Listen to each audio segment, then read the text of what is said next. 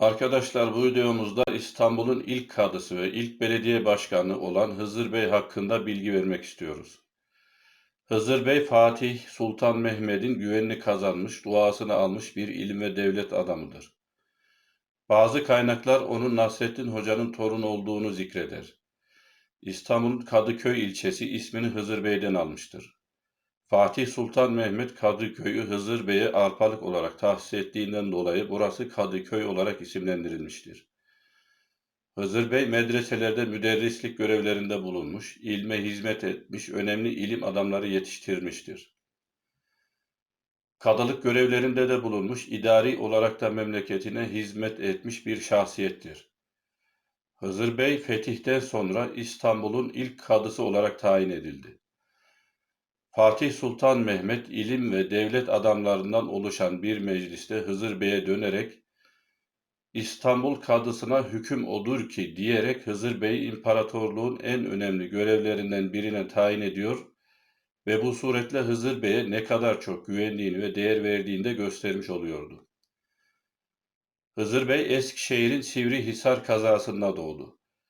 Doğum tarihi kaynaklarda 1407 olarak verilir. Babası Sivrihisar kadısı Celalettin Efendi'dir. İlk eğitimini babasından aldı. Daha sonra Bursa'da Molla Fenali'nin talebelerinden Molla Yeğen'in derslerine devam etti. Hocasının kızıyla evlendi. Buradaki tahsilini tamamladıktan sonra Sivrihisar'da bir medresede müderris olarak göreve başladı. Hızır Bey kuvvetli bir zekaya sahipti, çok azimliydi, çok çalışarak dini ve fenli ilimlerde derin bilgi sahibi oldu. Kimsenin bilemediği bilgileri bilme konusunda ikinci Molla Fenari olarak kabul edildi. İsmail Hakkı Uzunçarşılı, Hızır Bey'in Molla Fenari Mektebi'nin devamında ve yayılmasında mühim rol oynadığını söyler. İstanbul'un fethinden sonra İstanbul'un ilk belediye başkanı ve ilk kadısı olup bu görevde vefat edinceye kadar kaldı. Adaletiyle ve hakkaniyetle iş yürütmesiyle şöhret buldu.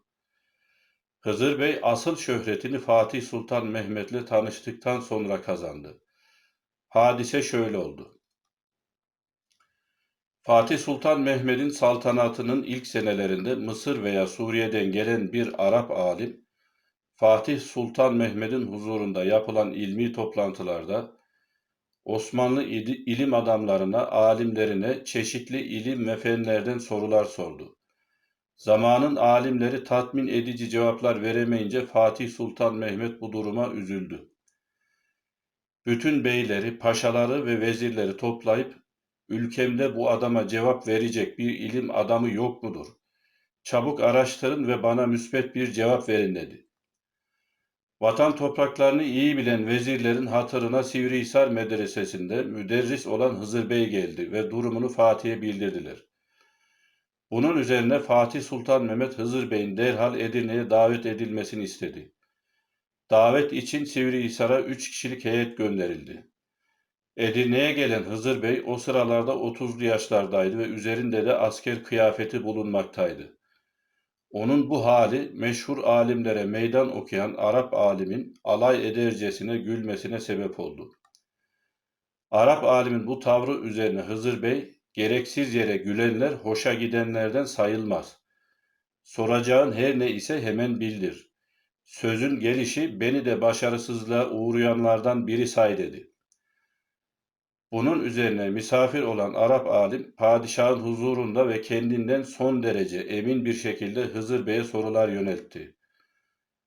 O sorarken Hızır Bey mütevazi bir şekilde önüne bakıp gülümseyerek notlarını tuttu. Sonra sorulan sorulara teker teker ve gayet güzel cevaplar verdi. Çözülecek hiçbir meseleyi ortada bırakmadı. Misafir alim hiç beklemediği bu durum karşısında bir hayli şaşırdı ve tedirgin oldu. Sonra sorular sorma sırası Hızır Bey'e geldi. Fatih Sultan Mehmet'ten izin istedikten sonra o alime dönerek 16 değişik ilimlerden çözümü güç birer mesele sordu. Misafir olan alimin bu konulardan bilgisi olmadığından dili tutuldu ve mecliste mahcup oldu. Sonra Hızır Bey İslam aleminde benzeri pek az bulunan ilim adamlarınızdan biridir. kendisinde öyle bir hafıza ve zeka var ki karşısında durmak mümkün değildir diyerek itirafta bulundu. Fatih Sultan Mehmet bu durumdan son derece memnun oldu. Sevinç ve heyecanından yerinden kalkıp yeniden oturdu. Hızır Bey'i tebrik ederek yüzümü ak eyledin. Cenab-ı Hak da iki cihanda senin yüzünü ak eyleyip ilmini ve faziletini artırsın diye duada bulundu. Sonra sırtındaki kürkünü çıkarıp onu Hızır Bey'e giydirdi ve onu Bursa'daki Çelebi Mehmet Medresesi'ne 50 akçe ile müderris tayin etti. Hızır Bey Bursa'dayken Hocazade Muslihiddin ve Hayali Ahmet Efendi gibi iki talebesinin de yardımıyla her biri ileride adını duyuracak olan birçok öğrenci yetiştirdi. Muslihiddin Kastalani veya Kesteli, Alaaddin Arabi, Hocazade, Hatipzade ve Muarrifzade bunlardan bazılarıdır. Hızır Bey'in 3 oğlu ve 2 kızı olmuştur. Oğulları Yakup Paşa, Bursa Kadısı, Ahmet Paşa, Bursa Müftüsü ve Tazarruname sahibi Sinan Paşa'dır. Üçü de dönemin önemli ilim adamlarındandır. Kızları Hacı Kadın ve Fahrunisa Hatun ise yardımseverlikleriyle tanınırlardı. İstanbul Kadısı olmadan önce Edirne'deki 3 şerefeli medresede müderrislik yapan Hızır Bey, Yanbolu'da da kadılık görevinde bulundu. Fatih Sultan Mehmet, İstanbul'un fethinden hemen sonra Hızır Bey'i Bahşehir'e kadı olarak tayin etti. Hızır Bey şehrin çeşitli meseleleriyle ilgilenmeye başladı. Adliye, emniyet, imar, belediye alanlarında önemli hizmetlerde bulundu. Bu görevdeyken genç denilebilecek bir yaşta 1459 tarihinde vefat etti. Kabri Vefa ile Zeyrek arasında Unkapanı'na giden caddenin kenarındadır. Hızır Bey Arap ülkelerine gitmeden Arapça öğrenen Osmanlı alimlerindendir. Fahrettin Razi'nin kelam ekolünü devam ettirenlerdendir. Kaynaklarda onun ilmi şahsiyetiyle ilgili olarak 2. İbn Sina, ilim dağarcığı, ilmin alemi, başlı başına bir ilim dünyası lakapları kullanılmıştır. Hızır Bey taassuptan uzak, açık fikirli, ince ruhlu ve latifeden hoşlanırdı. Yüksek bir şiir kabiliyetine sahipti. Az ama öz eserler verdi. Az eser vermesinde idarecilik görevlerinde bulunmasının ve genç denilebilecek yaşta vefat etmesinin etkisi olduğu belirtilir.